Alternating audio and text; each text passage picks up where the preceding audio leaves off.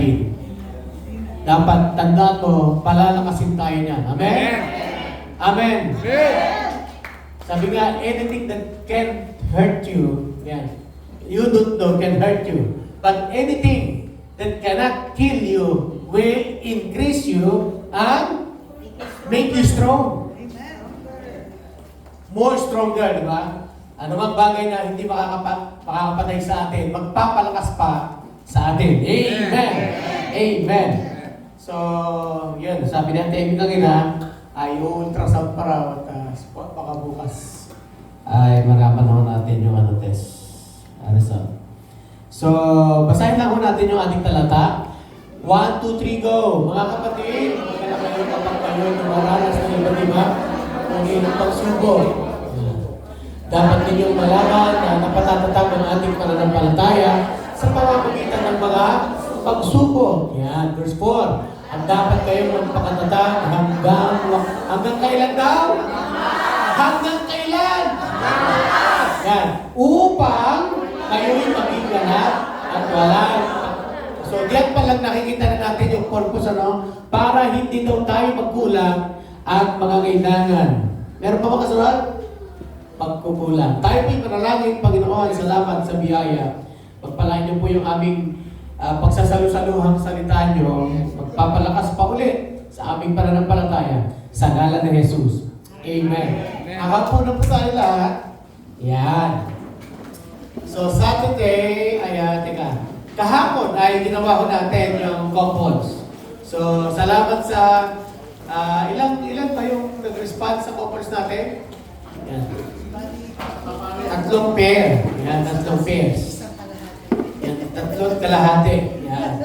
So, yan. Sinadya ko natin, wala tayong couples night, pero ang purpose naman natin talaga sa couples night ay talagang ma-refresh, ma-renew din yung ating love at ending para sa isa't isa. Kaya lang, nung dinala na sa kanupit, sabi ko nga, dahil nagparaan tayo sa encounter. Nung dinala sa kanupit, ay 3 kalahati na lang ang tubugan. So, okay lang, hindi ko naman kayo masisi. Kasi nga, ang iba sa atin, busy talaga, marami sa atin ang pinag-aabalahan. Pero, syempre, yung natutuon lang, may pinagpala. Amen? Pinagpala mo yung matid kahapon. Amen. Hello? Amen. Kaya, okay. Buo na ba? Buo na. Oo, tingnan natin. Okay, sa sobrang tuwa niya, sinama pa niya si Ate Mel kagabi sa gawain ng kalalakihan. Di ko alam kung may pinagtatakpan o atin alam yun. Okay, so, isa pa ay sana, sabi ko nga, hindi naman February 14 ang talagang madalas ko siya sabihin. Hindi February 14 ang heart day. Kundi John 3:16. Yan, araw-araw. Anytime, pwede tayo magbigay na gusto natin sa ating minamahal. Okay? When your faith is tested. Kapag ang pananampalataya ay nasusubok. Ano nangyari pagkatapos ng ma-encounter ni Jesus? Di ba naalala niyo, binautismuhan sa Jordan River, bumaba ang Panginoon sa anyong kalapate, ang Holy Spirit, nagsalita ang Ama, di ba? Tapos, pagkatapos ng karanasan na ito, dinala siya ng tiyan sa ilang, tapos siya po ay sinubok. Ano mangyayari kapag tayo po ay nagkaroon ng encounter kay Lord? Susubukin yung ating faith, yung ating pananampalataya. Sino sa inyo ngayong umaga? Meron na kayong faith. Di, totoo ba talaga meron tayong faith? So, ako ay mula bata pa na isama na sa church na yan. Hindi po nakakahulugan na naisama ka sa church, may faith ka na. At ligtas ka. Hindi nangangahulugan na nagpupunta ka sa church every Sunday at kahit anong church pa, ay ligtas ka, garantisado, at meron ka ng faith. Ang pananampalataya ay personal, ang pananampalataya ay individual na sitwasyon at kayamanan ng isang pananampalataya. Amen? Hindi ko po, pastor ang tatay ko, dati ko, o kaya lolo ko, ako ay may pananampalataya na rin. Ito po ay isang individual na karanasan ng bawat isa. Bakit siya gano'ng ka-importante yung faith natin kay Lord? Kasi yan ang magdadala sa iyo sa langit. Yan ang magdadala sa iyo para lumagpas sa mga pagsubok at sa mga darating pang mga pagsubok. Sabi niya, faith is not fragile. Ornament, hindi daw po ito babasagin na kalumitan o yaman. Para i-display, ang pananampalataya daw ay hindi babasagin na pwede mong i-display. Ito po ay isang muscle forge. Yan. Ito po ay isang muscle forge. Yan. In the furnace of adversity. Ang ano yung muscle? Ang muscle daw ay lumabas sa panahon ng iyong pakikipag, sa panahon ng pakikipagharap sa buhay, di ba? Hirap ka sa buhay, di ba? Anong napala mo kapag kabubuhat, di ba? Nagkakaroon ka ng muscle. Ano napapala ng tao kapag sanay siya na gumawa ng mabibigat, di ba? Nagkakaroon ka ng magaganda at malulusog ng muscle. Amen? At saan lumalabas yan? Sa mga taong hirap, di ba? Yung mga hirap sa buhay, na tuklasan natin na karamihan sa mga magagaling na boksingero ay hindi matatagpuan sa syudad, natagpuan sa mundo. Katulad ni Manny Pacquiao. Yan. Bakit? Sanay sa hirap. Basagan ng mukha? Wala. Hindi nila kaya si Manny Pacquiao. 8 division of the world division ang natanggap ni Manny Pacquiao na hindi pa natatanggap ng maraming boksingero. 8 division world champion ang ating national hero pagdating sa boxing. Amen? Amen. Yan. Saan siya galing? Sa sobrang hirap. Pero pinuntahan ni Manny Pacquiao, yun may vlogger, nag-vlog siya. Ito yung bahay namin. Itong tinitira namin. Sa Bisaya pa yun, yung mataas. Tapos lalakad lang. Tapos walang pagkain. Puro balinghoy. Pamuting kahoy. Sabihin, wala siyang kinakain, hindi kamuting kahoy. At napapaiyak si Manny Pacquiao. Nung pumunta siya doon, naka-helicopter siya. At kinikwento niya yung karanasan niya. Pero alam nyo, yun, doon siya nagsimulang magsikap. Amen. Diba? Lalo siyang nagsikap. Sabi niya, nagharap ako, magsimula akong magtitinda ng pandesal sa Maynila, di ba? Yan, nagharap siya. At yung mga taong hirap niya, ginamit yung kanilang passion, yung kanilang kahirapan para magpursigi sa buhay. And everybody said, Amen. So, ang muscle daw ay natural na lalabas kapag lagi mo siya ginagamit. Sino may muscle? God does not test us to break us. Ang Diyos daw, hindi tayo tinotest o sinusubok para tayo ay sirain. Para saan daw? Hindi tayo sinusubok para sirain at wasakin, but to remake us. Para tayo ay muling mabuo. Amen? At lumakas pa. Yan. Trials are not evidence of His absence. Ang kapighatian daw sa buhay ay ebidensya na hindi siya, ay wala siya sa ating buhay. They are the very means of His presence. Katunayan, ito ang dahilan kung bakit lagi siya sa ating buhay, sa ating tabi, yung kanyang presensya. He refined us into vessel of honor. Sabi mo nga, honor. Yan. Kaya tama sinabi ni Santiago, mga kapatid ko, count it all joy.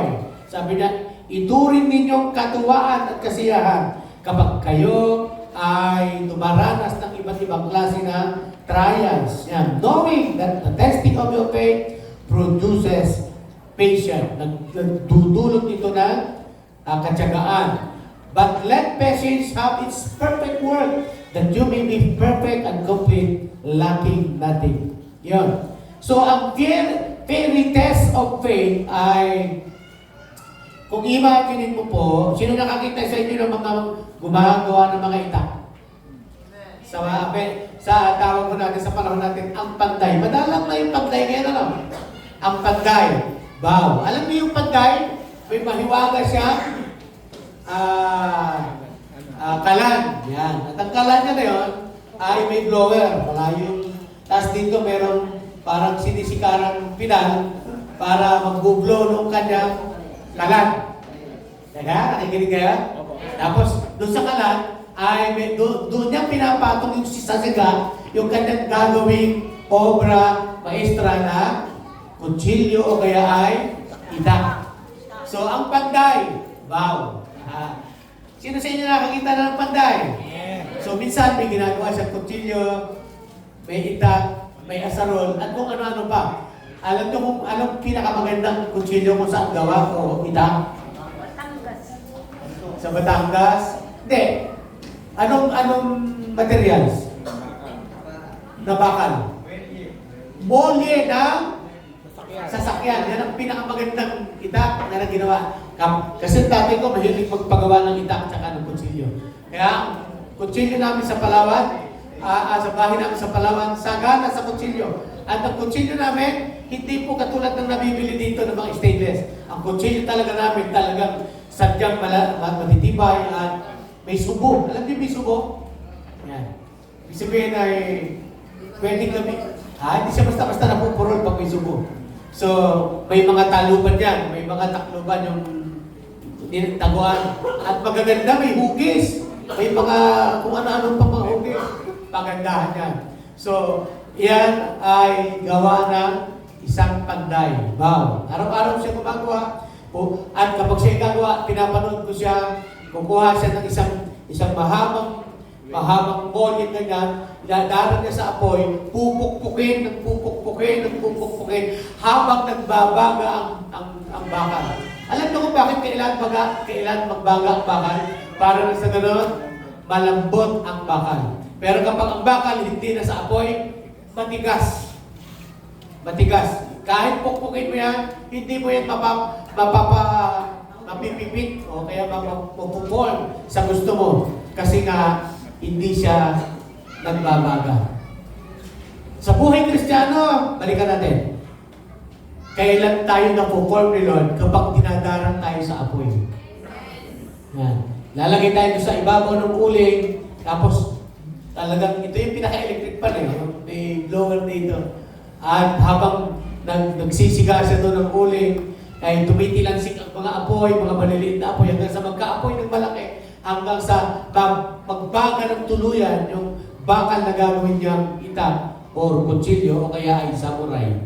At nakasalalay ang gawa ng panday sa pamagitan ng isang mainit na pugon o apoy. Amen? The very test, ang nag-aapoy na pagsubok ng pananampalataya.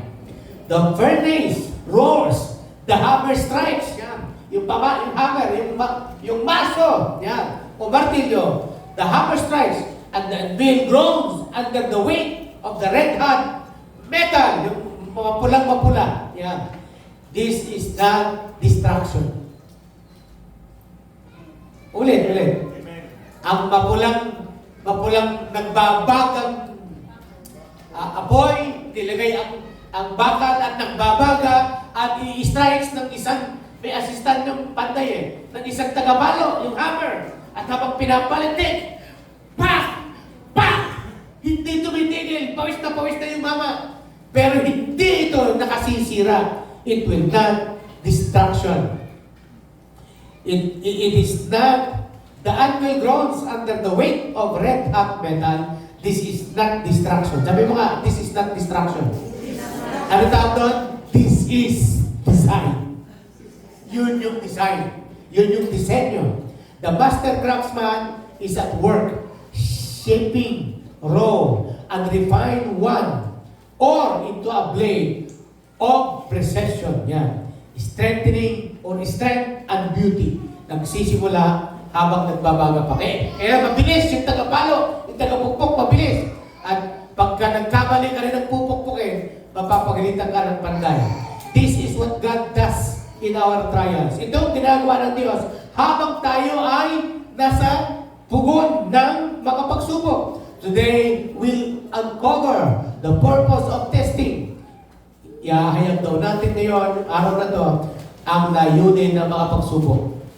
Amen? Our posture is the storm. Yan. So sometimes our voice, sometimes yung voice natin, yung ganda mo, sometimes is a poison. Kasi hindi mo kailangan kapag humaharap ka sa pagsubok. Di ba? Hindi mo siya kailangan. Lalo na yung may mga sakit. Ako yung sakit na yan sa bato. Ay, yan ang suspect kay Joy, ano? Gallbladder. Parang ano. Oh. Yan.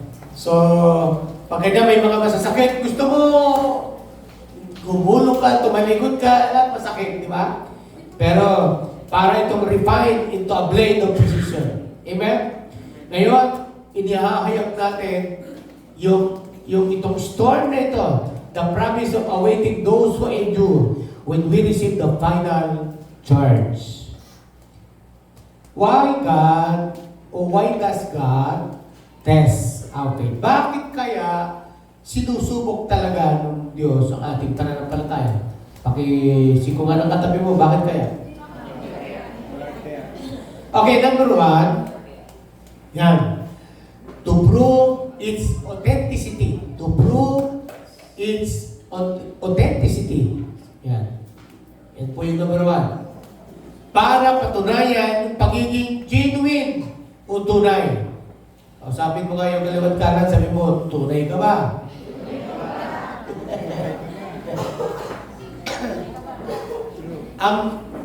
ang pagiging matagal, isa lang sa ebidensya. Pero hindi pa rin siya katunayan na buong-buo ka na dahil matagal na kayo nagsasama.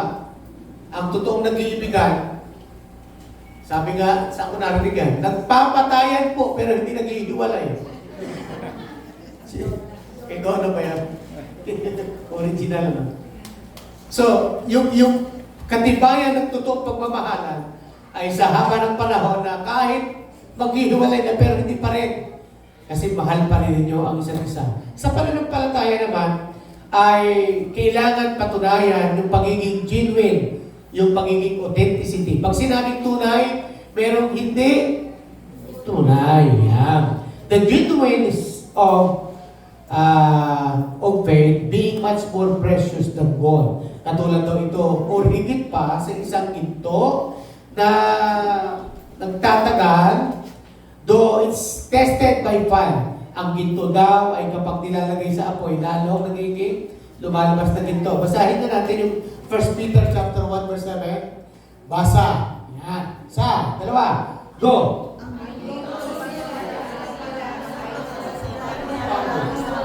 Dalisay ang inyong pananampalataya. Pinaparaan upang malaman kung ito'y talagang tapat.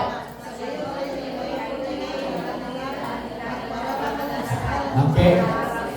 So saan daw dinadarang sa apoy para patunayan, to prove ang inyong pananampalataya. Okay? Sabi niya, gayon din naman ang inyong pananampalataya. Yung ating faith na higit na mahalaga kaysa ginto ay pinaparaan sa pagsubok upang malaman kung talagang tapat na pananampalataya o ginto. Yan. Sa gayoy, kayo'y papupurihan at dadakilain. So, ang faith daw ay sinusubok para lumabas ang kanyang authenticity. Okay, sino sa inyo may ginto sa bahay o kaya alahas? Hindi ako nakapaglagay. Nagmamadali kami kanina umalis. Hindi ako nakapaglagay ng mga ginto. Meron pala. Yan, dito. Dati kasi punong-puno ako dito. Kahapon. Niloloko ako kasi ni Neil. Sabi niya, ang dami mong wala. Barkada ko si Neil yung malaki. Sabi mo, ginto marami ka ako ko niyan. Nilabas ko pa yung isa. Lalo ko siyang tawa ko ng tawa. Pero hindi niya alam parang tunay lang yung ginto.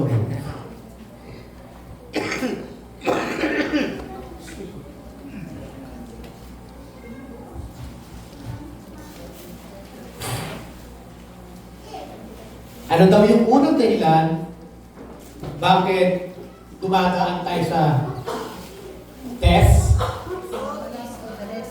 Yan. Para malaman kung genuine. To prove. Patunayan. Yan. So pag may ginto ka po at nagipit ka isang araw, ang ginto ay maganda ho, presyohan ng ginto. Actually, ang magiging ginto ay isa sa mga magagandang kalidad na investment. Hindi siya bumababa, tumataas pa. Maganda po yung ginto. Kaya Kaysa ma-scam tayo, ginto na lang bilhin. Okay? So,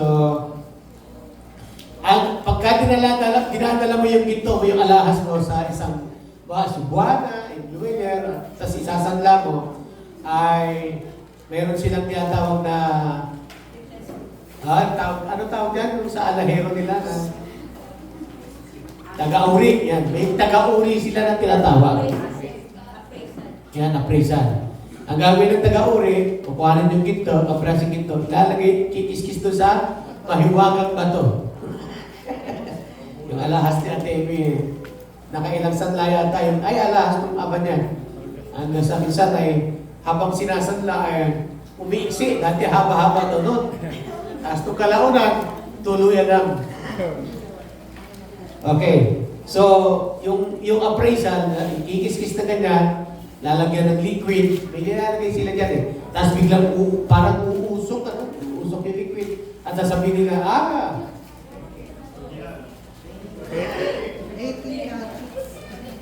doon pa lang nila sasabihin, 18K o kaya ay 21K, 24, at sasabihin nila kung ito'y Singapore o kaya Saudi gold.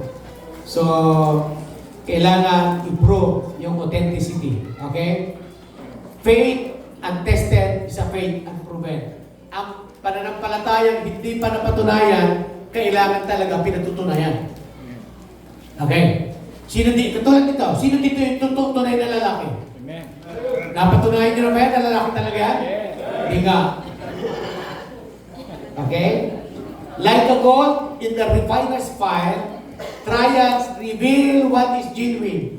Ang trials daw ang naglalabas kung talagang ito ay tunay na tunay. Si Shadrach, Meshach, Abednego, kumarap sa nagbabagang porno, ngunit yung kanilang pananampalataya ay hindi natunaw, kasama ng kanilang mga sarili. Ulitin ko lang. Ang isang katibayan sa Bible na bakit sinubok ang kanilang pananampalataya sa pamamagitan ng pagtapon sa kanila sa loob ng yungib na nagpupugod, na nagbabaga at nag-aapoy. Katunayan, sa sobrang lakas ng apoy, sabi ko ng bait ng istorya, 4 na beses o 3 beses na pinalakas pa ng hari bago itapon doon si Shadrach, Meshach at Abednego. Katunayan, ay yung nagtapon, nasunog. Yung nagtapon, siguro, hindi ba tapon-tapon, kaya lumapit sila ng konti. At matapos nilang itapon, sila buang nasunog. Sobrang lakas. Amen? Pero napatunayan, ayon po sa istorya, sa Book of Daniel, na ito po ay nagpapatunay na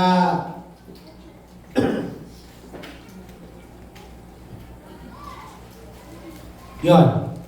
Pinatutunayan na ang pananampalataya nitong tatlong ito humarap sa nagbabagang hurno, ngunit yung kanilang pananampalataya ay hindi nila tinalikuran hanggang kamatayan. Ano po ako ng hari?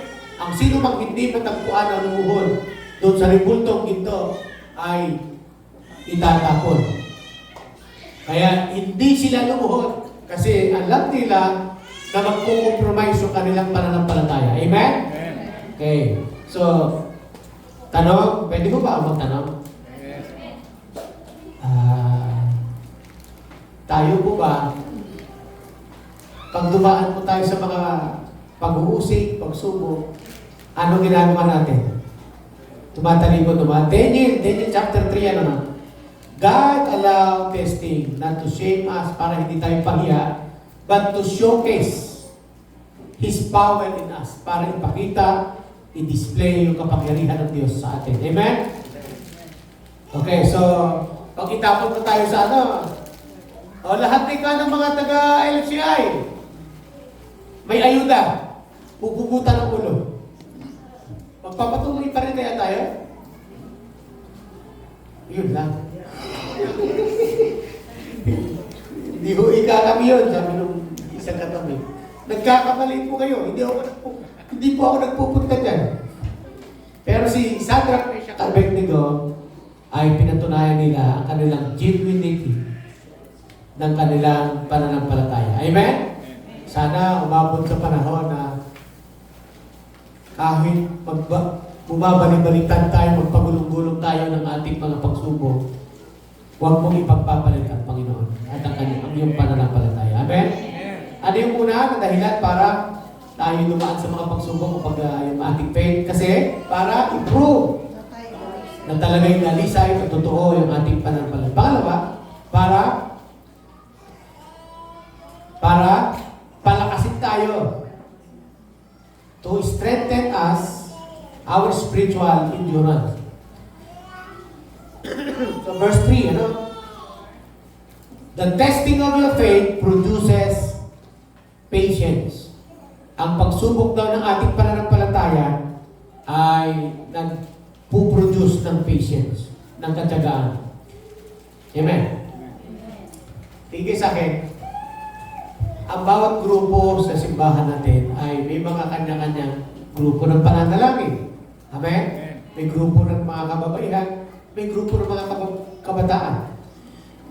At guess what? Ano po ang ginawa ng Diablo? Lahat ng grupong ito, dinaan ng Diablo, anong Panginoon, sa furnace of fire. Dinaharang sa apoy. And guess what? Anong nangyari? Nung dinarang sa apoy, nalusaw po. Ang ilan ay ilan na lang. Ang iba ay nagkalat, di ba? Ang iba ay tumigil. Katunayan, iilan na lang po. Yung mga taga-buga, iilan na lang. Yung grupo di ba? Iilan na lang ang nagpapatuloy. Iilan na lang ang tumatayo at nakikipaglaban at nananalangin. Actually, marami na ang umayaw. Ano dinaanan? Pagsubok. Ano mga pagsubok? Ano ang mga pagsubok? Conflict, di ba? Conflict. Hindi ako pwede ngayon kasi may trabaho o kaya may obligasyon. May anak ako, may apo akong alagad. Conflict. At hindi napatunayan nila na totoo yung kanilang pananampalataya. Sabihin mo nga si Queen Bee, katabi mo, nandito ako. Gusto kong patunayan na totoo ang aking pananampalataya kay Jesus. Amen?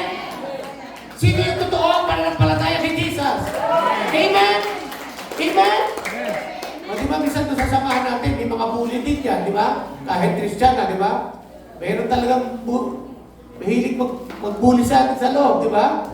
Kaya minsan tayo, natitisod pa. Tinetest nga yung ating patience di ba? Sabihin mo, dapat magtyaga. Ganyan yung mga tagala. Naalala ko may nagsusunod. Ako, pastor, si ganito, si ganyan. Ako, ano yan? Taga-refine ng ating pananampalataya, di ba? Yung mga kasama mong magagaspak ang ugali, mga buskador, okay? Dire-refine yung ating pananampalataya, amen?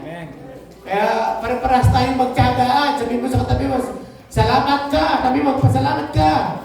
Pinagtatyagaan kita. Kasi pinagtatyagaan mo rin ako. Yan. Amen?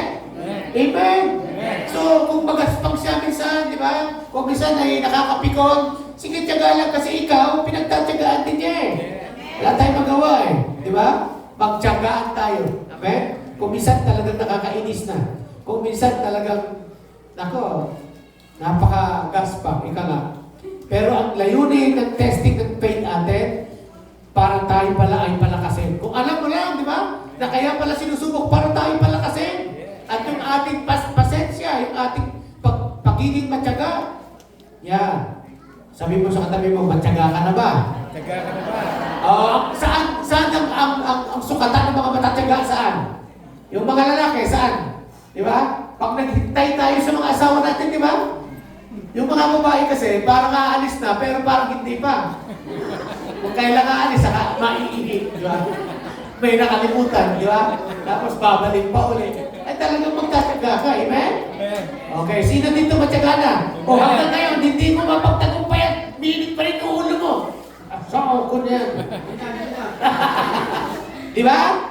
At pag-ano na lang aalis na lang, magbabaguhin pa ulit yung ulirit babaguhin pa ulit ang mukha. Hindi naman nagbago, yun din.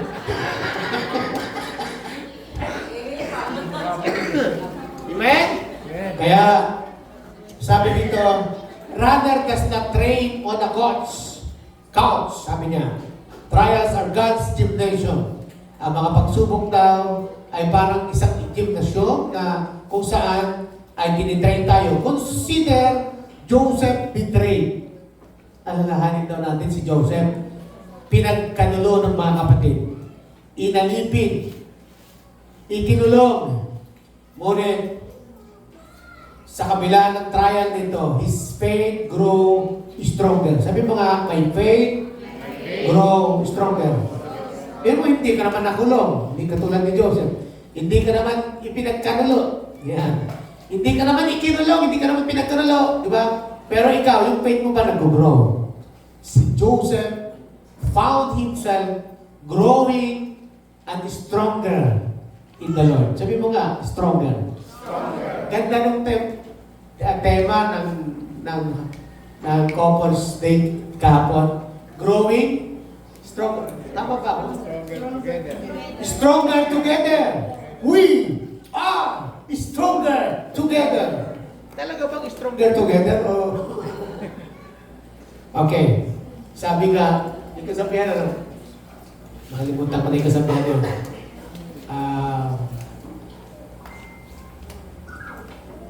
Time goes by, it makes bitter. Ang pag-aasawa ng parang pag nagtagal, para na raw, napakapait. So, Joseph, in spite of being betrayed, he stayed in prison, yet every trial, his faith grew stronger. In the end, he declared, ang ganda ng declaration ni Joseph, ano? Sa Genesis chapter 50, verse 20. Kabila ng lahat na nangyari sa kanya, wala siyang maalalang pagsubok sa buhay niya. Ang naalala lang niya, you mean evil against me, but God meant it for good. Genesis chapter 50, verse 20. Masama nga ang inyong ginawa sa akin, subalit pinahintulot niyo ng Diyos para sa kabutihan, at dahil doon, naligtas ang marami. Amen? Amen! Yan. Di ba? Kasi inaway nga ako, pero napabuti kasi napalapit ako sa Panginoon. Di ba? Pain is the tutor of perseverance, shaping us for greater things. Okay. Ang sakit at pait sa buhay ng isang tinuturuan ay nag-develop ng perseverance. Sabi mo, katyagaan. Hinuhubog tayo para sa mas dakilang bagay. Amen. Amen? Nakita ko po ang tatagpuan ng mga magagaling na mga boksingero galing sa hirap. Ang magagaling at mahuhusay na mga asyendero galing po sa wala. Yung pinakamagaling at pinakamahusay na Speaker of the House na noong panahon ko, alam niyo kung saan galing, sa Palawan. Si Ramon Mitra Jr. Senior. Alam niyo ba si Mitra? Yung parang maraming balbas. Taga-Palawan na po yan eh. At, ano po? May-ari po na alin? Crocodile Farm. Siya pa yung may-ari? Hindi ko alam yun Okay, nahawak yung Crocodile Farm. Napakaganda ng farm. Alam niyo po, natuklasan na siya po ay natagpuan na isang ampon lang pala. Ampon lang siya. Siya po ay lumaki sa ilalim ng mga nyugan at hindi niya alam kung sino yung tunay niyang nanay. Pero dahil siya matalino, nag-aral siya at naging scholar. So nakarating siya sa college hanggang sa nagtyaga siya. Kaya dapat, alam niyo po, yung mga pagsubok natin, maging patutuo natin isang araw yan na kung ako'y hindi sinubok ng Panginoon, hindi ako nagiging matatag. Amen? Amen? So, pain is our tutor.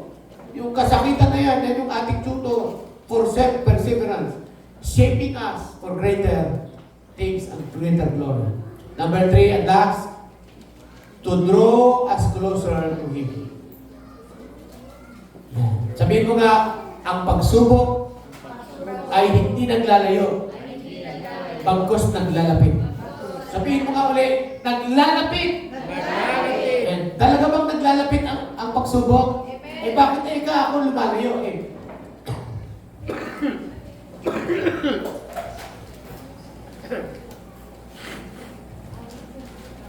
Ano po yung una? Lalayo din ang pagsubok para po tayo ay Para patunayan kung talagang tayo ay tunay.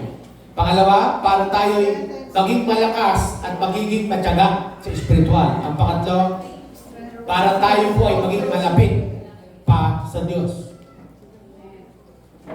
Kaya wag kang yung tawag dito, wag kang basta-bastang mananamlay agad-agad pag may pagsubok.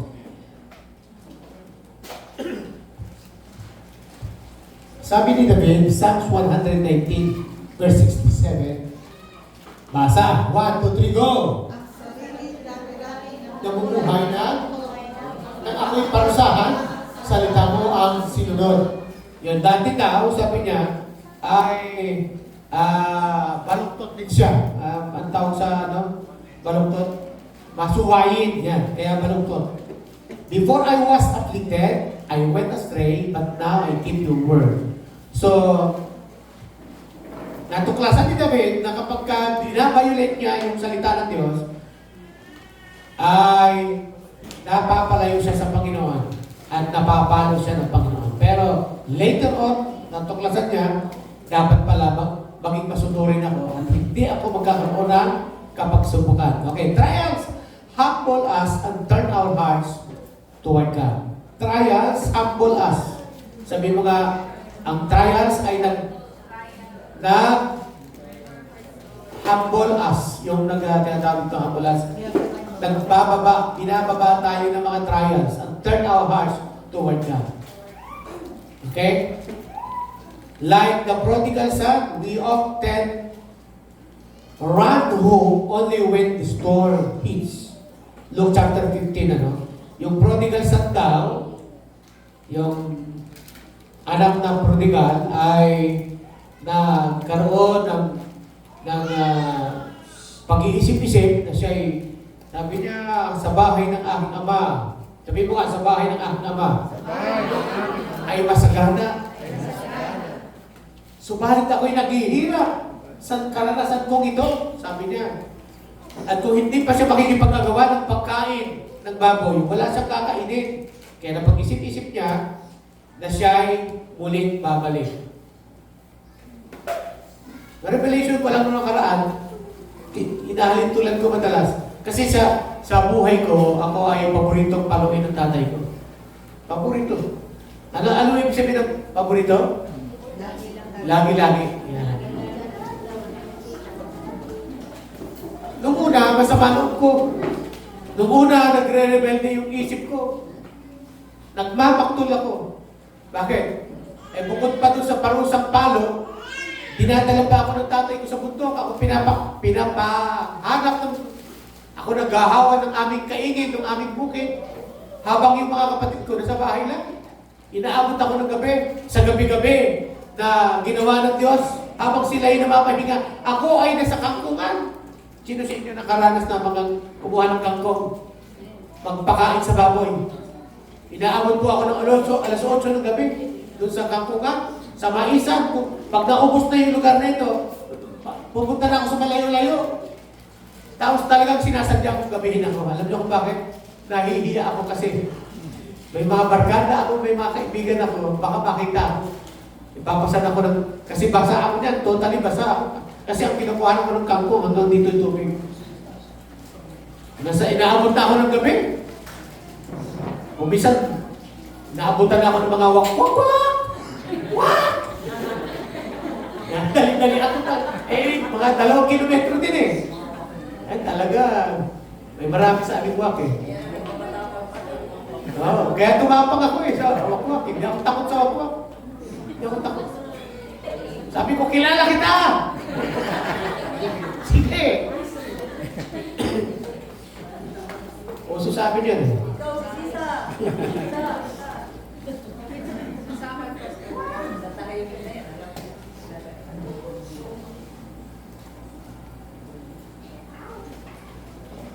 Kaya pag pinapalo ako ng tatay ko, nagkamali ako, pinapalo ako, sino-sino pinapalo? Ang paboritong pamalo ng tatay ko ay... Bakit ka lang narin? Ang tatay ko po, bayabas.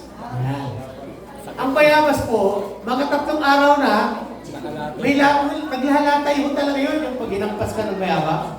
Naglalatay, namabaga talaga yan. Yung, alam niyo yung latay? Lumuloko talaga. Eh, nung natuklasan ko, kaya pala ako tinatawag, tumatakbo kasi ako eh, nahabol naman ako. Di ba? Sige, tatakbo ka, sige, takbo naman ako. Oh. Pero nung nakuha ko yung technique, ang technique pala, hindi ka dapat tatakbo. Lumapit ka. Ay, hindi na siya makapalo ngayon. Di ba? Hindi siya makapalo. Di ba? Pagkano, dulo, masakit yung dulo. Kaya minsan ang buhay natin, mas masakit pag napapalo tayo. Kasi palayo tayo eh. Dapat lalo kang lumalapit pag pinapalo ka. Di ba? Alam nyo na yung technique, ano? Nagawa ko rin yan, yung maglagay ng karton. Paano? Mutunog. Maingay. So, ang pangatlo ay kailangan natin maging malapit pa sa Panginoon. Kapag tayo sinusubok, wala tayong lalapitan kundi ang Panginoon lang. Amen? Sometimes, sabi niya, God whisper in our pleasures, speaks in our conscience, nagsasalita siya, but shouts in our pain. Pains, mga kasakitan. Sometimes trials are God's megaphone calling us back to Him. Ito daw ay isang panawagan, oy, balik na. Balik. Di ba? Sino sa inyo lumalayo sa Panginoon? Yung minsan nakakaalala lang tayo sa Panginoon kapag yung naghihingalo na tayo. Amen? So yan ang dahilan bakit tayo, why our faith is tested. Number 3, let us to draw us closer to Him. Paano daw tayo mag-respond? Paano daw tayo tutugon kapag may mga pagsubok? Number 1, respond with joy. Tumugon tayo na dapat masaya. Ay, hirap yata ng pastor. Kapag binibigyan ka na ng pagsubok, masaya ka pa. Pero nasasaktan, pero masaya pa ba? Wala. Sino sa inyo napalo kayo? Napapalo ka na? Tapos tawa pa ng tawa. Pero ito yung ibig sabihin ni Santiago. Count it all joy. Kapag tayo po ay binigyan ng pagsubok, but recognizing God's hand in it. Si Paul sa si Silas ay kumakanta sa loob ng kulungan. Pero nakagawa pa sila ng awit kahit sila'y nakakulong. Their chains did not define their praise. Ang sabi ni Paul at ni Silas, habang sila'y nakakulong, praise the Lord, oh my soul. Di ba? Kaya pa ba natin mag-praise kahit tayo may sakit? Kahit tayo walang pera? Sino na, kanta ka pa ng kanta, pero wala kang pera. Kaya napapabintangan tayo si Raul. The chain did not define. Yan. Ano yung unang respond kapag tayo po ay may mga pagsubok? Number 1, respond with joy. Yan. James chapter 1 verse 2, count it all joy. Yan. Joy is not an emotion, it is a choice to trust God's process. Ang joy daw ay hindi siya pakiramdam o emosyon. Ito daw ay pagpili na ikaw ay nagtitiwala sa proseso ng Diyos. Amen? Sabihin mo nga, ngayon lang. Ang pagsubok ay pansamantala. Ngayon lang to. May sakit ako sa ngayon lang to. Noong nakarang araw, nagkasakit po ako sa kamay. At inabot po siya ng 2 araw. Iniisip ko, wala naman akong sugat. Ang totoo niya, nilagnat po ako. Galing kami sa DRT. At pag uwi na namin, ito magang-maga na siya. Ito magang-maga na. Sa sobrang maga niya, pag nasagi, napapasigaw ako.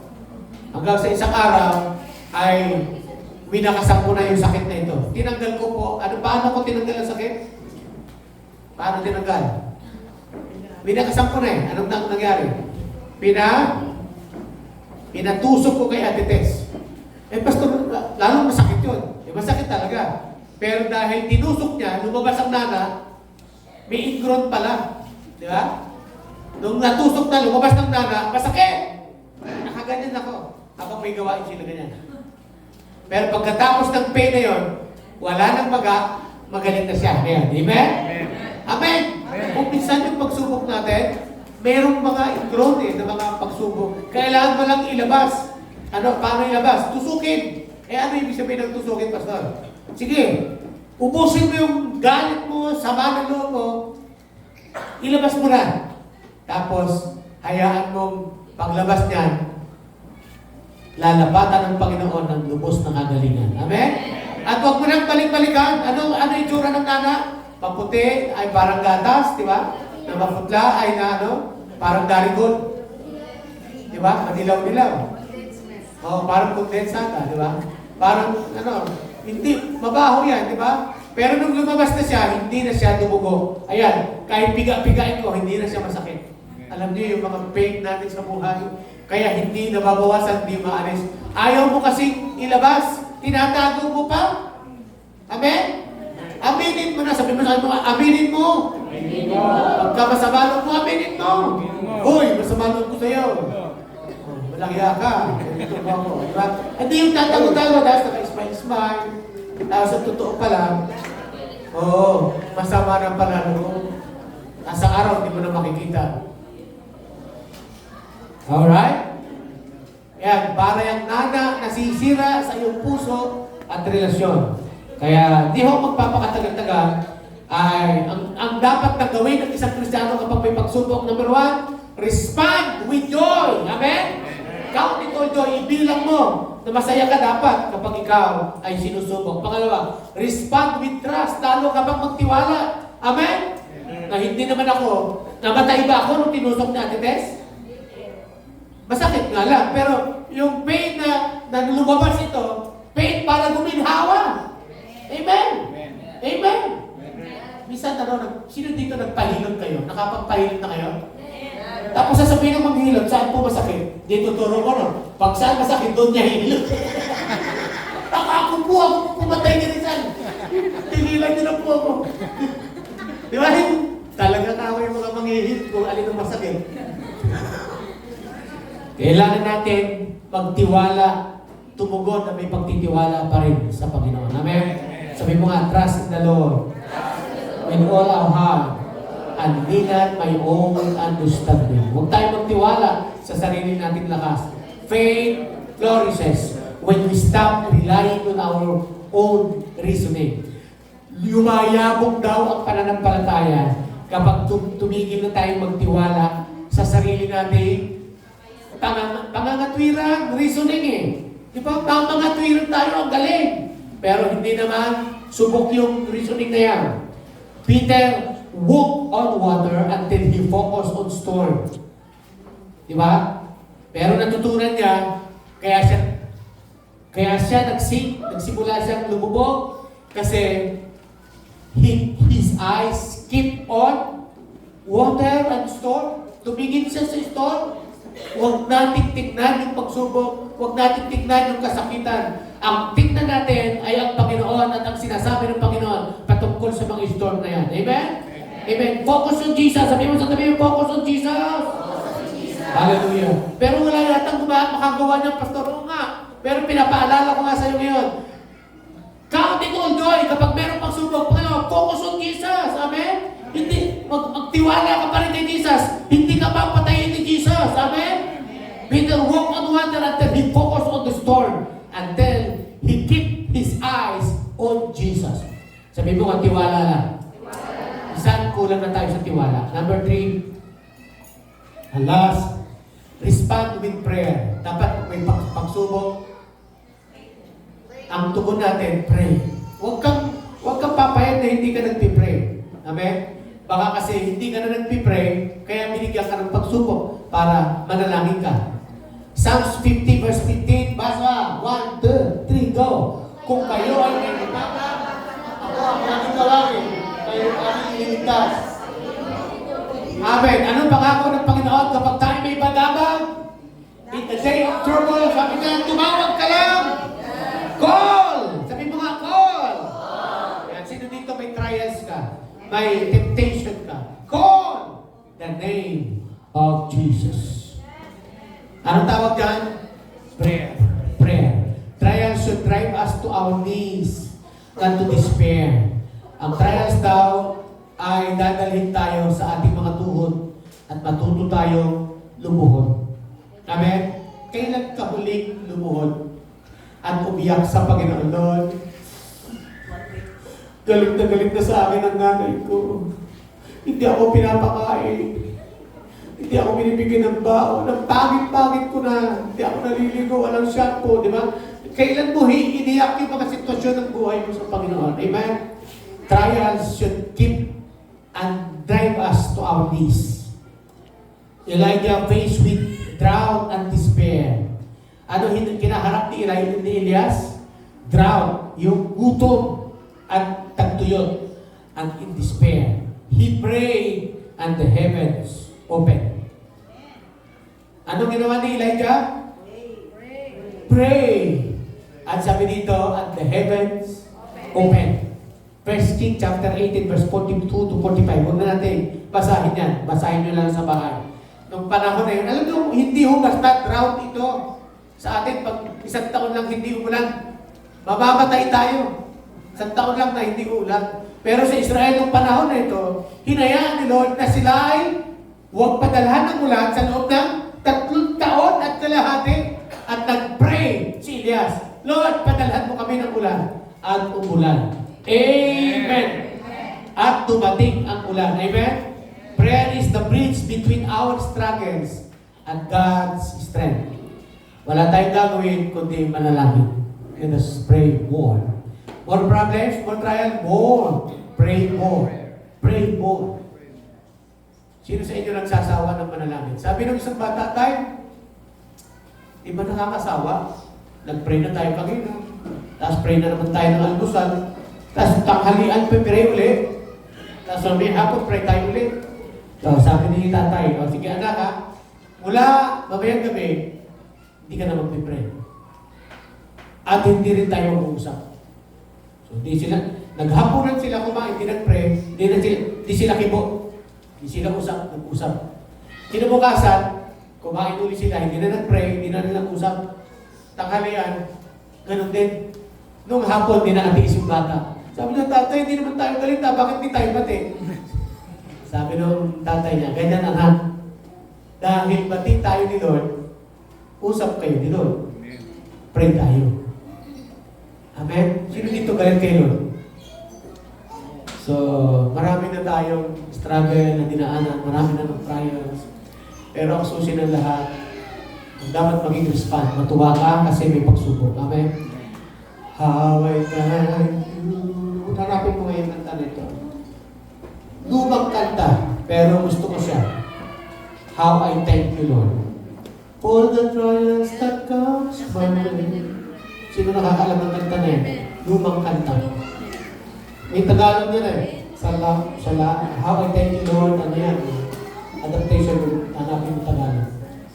For the trials that I thank you, Lord. Yan. My way.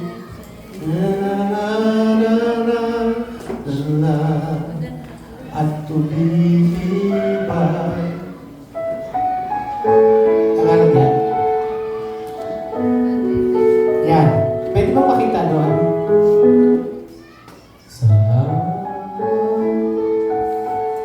Yun. Ay, ang ganda ng kakanta. Pakita.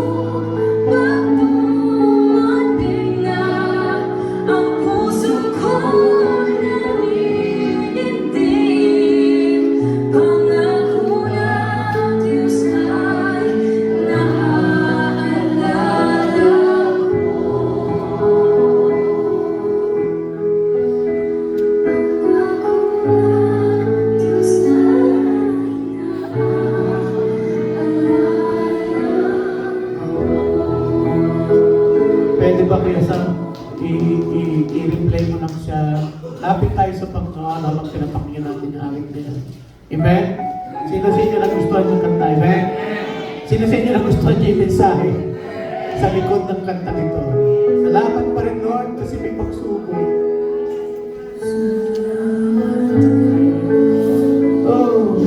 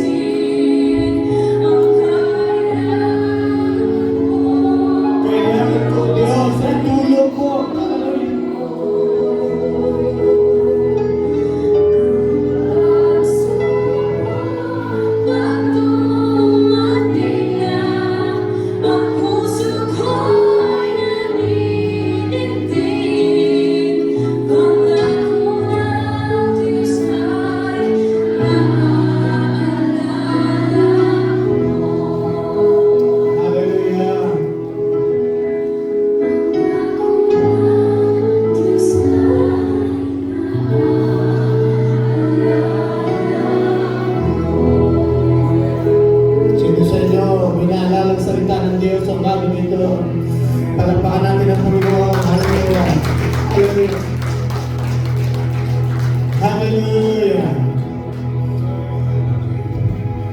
Find yourself in the presence of the Lord, of the Most High God. Hallelujah.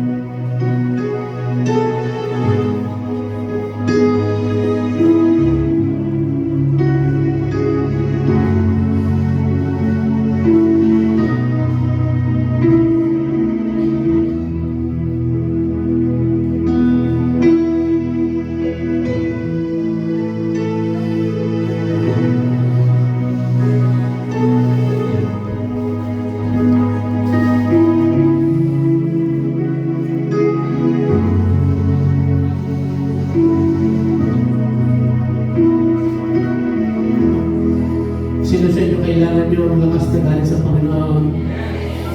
Pwede ba hanapin mo yung mga kagrupo mo, mga kaabsat mo, kagrupo mo, kaprayer mo? Kung ka humanap ng lakas, kung ka humanap ng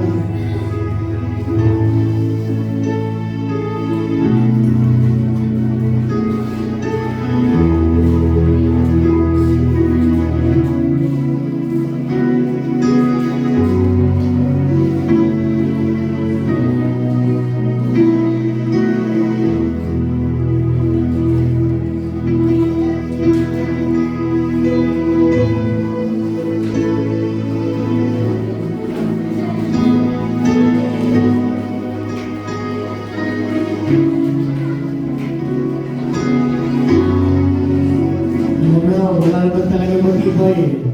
Kapag humaharap sa pagsubok. Pero salamat, pinalalahanan tayo ng Panginoon ngayong bagay. Amen. Sige, kung alam mo yung grupo na yan, nagpapalakas sa'yo. Sabihin mo, salamat sa suporta mo. Salamat sa prayer mo.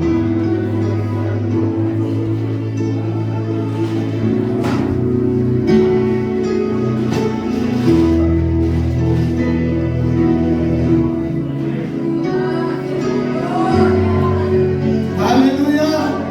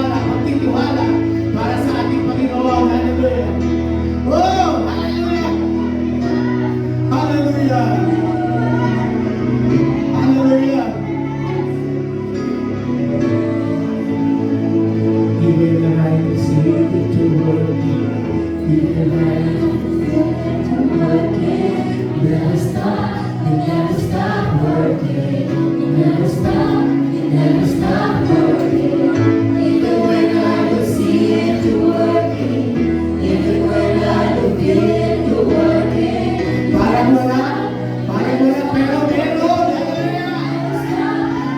You never stop working. See it, you're working. Even when I don't feel it, you're working. You never stop working. You never stop working. Promise keeper, light in the darkness, my God, that is who you are. That is who you are. That is who you are. That is who you are. Isa pa, baka merong kailangan ng panalangin sa bahay ito. Sige, lapitan niyo bawat isa. Magtikla na kayo ng pagpapala, kagalingan, pagmamahal. Come on! That is who you are.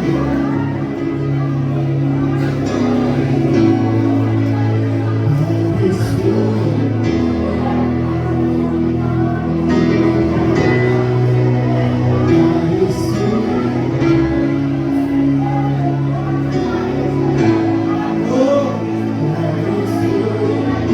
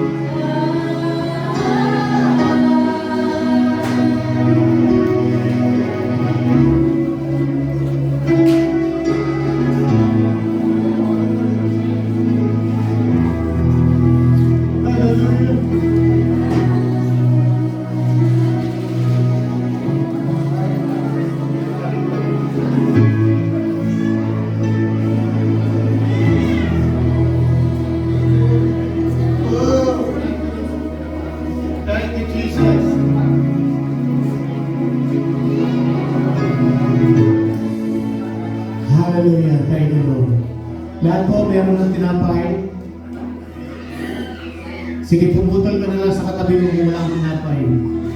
At pwede rin yung mag-ina, magkakapatid, pwede na rin na maghati kayo.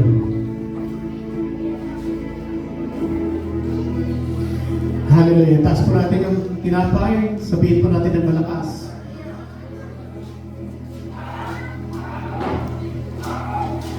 Hallelujah.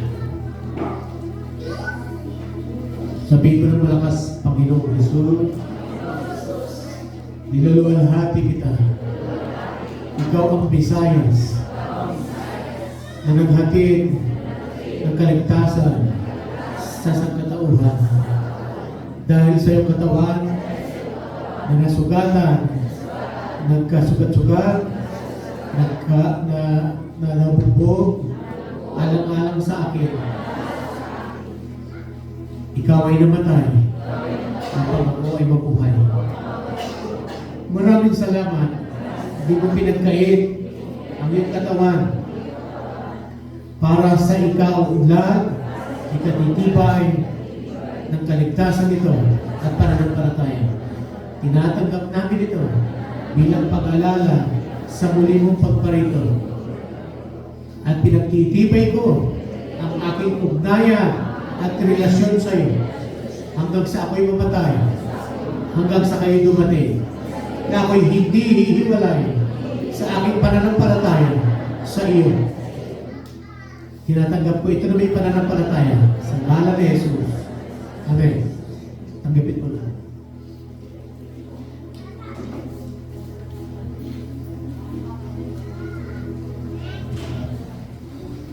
Salamat po, Panginoon, sa iyong bugtong na anak na si Jesus. Hindi nagkait ng kanyang buhay, ng kanyang katawan, sinasabisig ng tinapay. At ngayon ay hawak ko ang saro ng bagong tipan. Ako po ay nakikipagtipan uli sa iyo na ang buhay ko ay magamit mo sa iyong kaluwalhatian at karangalan. Dinadalangin ko na ang dugo na ito ay nagsisilbing paalala na bagamat ako'y mamatay, muli din akong mabubuhay katulad ni Jesus. Dahil sa dugo, meron akong tagumpay araw-araw. Dahil sa dugo, meron akong buhay na walang hanggan. Dahil sa dugo, lahat ng kasakitan, lahat ng karamdaman ay nagsisigalig sa pangalan ni Jesus. Dahil sa dugo, lahat ng tagumpay sa buhay ko, araw-araw ay pinaghahawakan ko. Maraming salamat sa dugo ni Jesus. Tinatanggap ko ito may pananampalataya sa pangalan ng Ama at ng Anak at ng Espiritu Santo. Sabay-sabay po.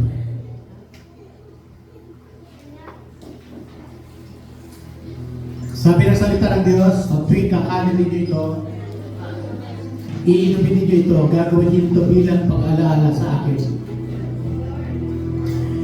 Sabi mo, inaalala kita, Panginoon. Salamat sa iyong salita na nagpapatatag sa aking buhay pananampalataya. Tulungan mo ako para sa iyo ang karangalan sa pangalan ni Jesus. Sabihin ko nga, hallelujah, immortality, death impossible, divine protection, accident impossible, divine health, sickness impossible, in Jesus' name, divine guidance, direction, impossible, misleading, impossible, in Jesus' mighty name. I declare the blood of Jesus over my life, over my family, in Jesus' mighty name. Everybody said, Amen. Hallelujah! Hallelujah! Lahat ng tinanggap namin sa lugar na ito, tatanggapin din ng mga taong nasa online. All the blessings that God intended here today, be yours in the mighty name of Jesus. In Jesus' name. Amen. Sabihin ko sa katabi mo, Shalom, Shalom.